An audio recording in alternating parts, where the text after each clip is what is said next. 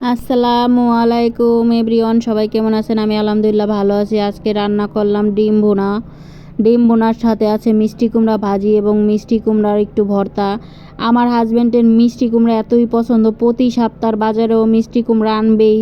আমি মিষ্টি কুমড়া রান্না করতে করতে আর খেতে খেতে একবারে বিরক্ত হয়ে গেছি, তারপরেও শোনে না।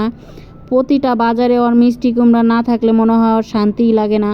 তারপর আর কি করার, ওর যেহেতু পছন্দ আমার রান্না করতেই হয়। কালকে রান্না করেছি মুরগি দিয়ে মিষ্টি কুমড়া, তারপরও আজকে বলতেছে একটু মিষ্টি কুমড়া ভাজি করো। আমি আবার একটু ভর্তা করে নিলাম, কারণ পুরে ভর্তা, মরিচ পুরে ভর্তা খেতে এমনিতেই অনেক ভালো লাগে, এই জন্য। যাকে এই যে ভাজিটা আমার একটু নেড়ে চেড়ে পরে ঢেকে দিব। ডিম বোনাটাও আমি বসিয়ে দিয়েছি। এই যে মশলাটা কষানো হয়ে গেছে, এখন এটার ভিতরে আমি ডিম দিয়ে দিব। এই যে ডিম দিয়ে দিলাম, এখন ডিম দিয়ে পরে একটু পানি দিয়ে, এই যে দেখেন আমার ডিম বোনাটা প্রায় রেডি। এখন এটার ভিতরে আমি জিরা গুঁড়া দিয়ে দিব। জিরা গুঁড়া দিয়ে একটু নেড়ে চেড়ে পরে আবার নামিয়ে নিব। এদিক দিয়ে ভাজিটা আমার প্রায় হয়ে গেছে। এই যে এখন জিরা গুঁড়া দিয়ে দিলাম। সবাই আমাকে সাপোর্ট করবেন, সবসময় পাশে থাকবেন, লাইক কমেন্ট এবং সাবস্ক্রাইব করে দিবেন। আপনারাও যদি পাশে না থাকেন তাহলে পাশে থাকবে কে? এই যে হয়ে গেছে আমার ডিম বোনা, ভাজিটাও আমার হয়ে গেছে।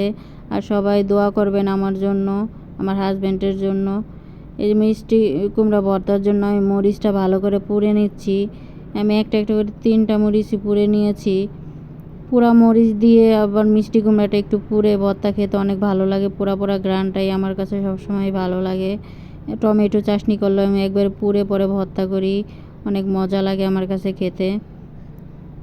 এই যে এখন ভর্তাটা ভালো করে করে নেব। মিষ্টি কুমড়াটা অনেক গরম ছিল, গরমটা আমার হাতে লাগতেছিল। আর এই পুরা পাতিলের অবস্থা দেখেন, এই পাতিলটা আমি সবসময় এক্সট্রা রেখে দিই পুরার জন্য, কারণ পুরে যেহেতু ভর্তা খাই। এই যে আমার রান্নাও সব কমপ্লিট। আল্লাহ হাফেজ, সবাই ভালো থাকবেন।